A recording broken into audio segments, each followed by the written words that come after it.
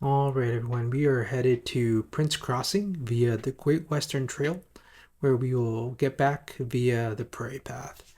Now, this is pretty early in the morning, the sun's not even up yet.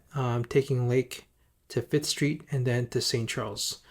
St. Charles is generally pretty nice before 9 o'clock, especially east of York. It's fine throughout the entire day, but once you're into Elmhurst, Villa Park, and Lombard, it does get pretty crowded, and would prefer to take some side streets instead. But before 9 on a Sunday, it's a great straightforward ride. If anybody has any recommendations on where to eat in the morning in Villa Park, let me know. Otherwise, in the afternoon, Tsuki Sushi over at Westmore is pretty solid, and across the street, sometimes there's a taco truck in the liquor store. So at Westmore Myers, you go straight on to the Great Western Trail.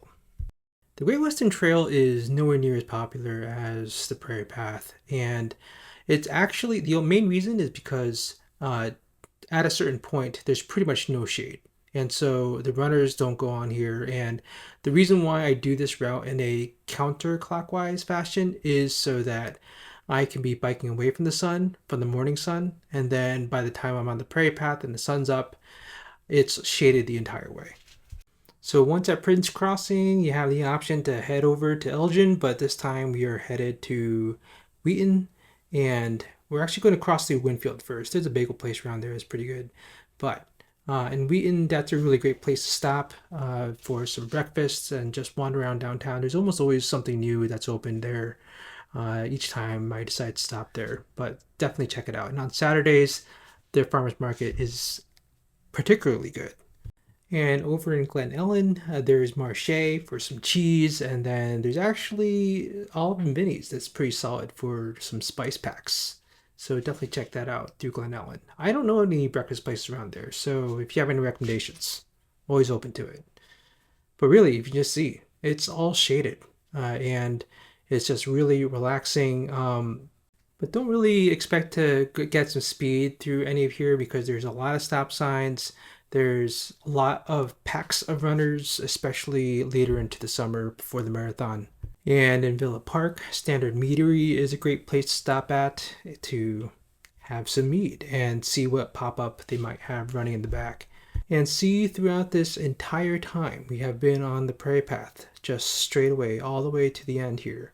And what I'm doing when we get to Mannheim is I'm actually going to take Madison all the way back. And the reason to take Madison is mainly because it's just faster. There's something to be said about riding through the suburbs where the streets might actually be safer, especially in two lanes, because people are definitely more alert at stop signs and at traffic lights as opposed to pedestrian crosswalks in a fully residential area.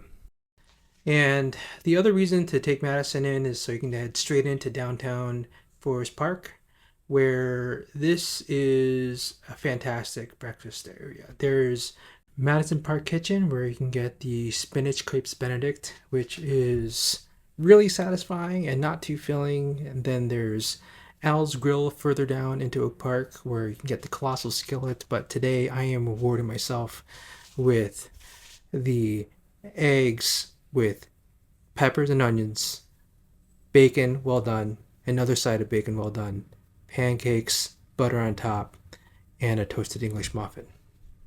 I'll see you guys later.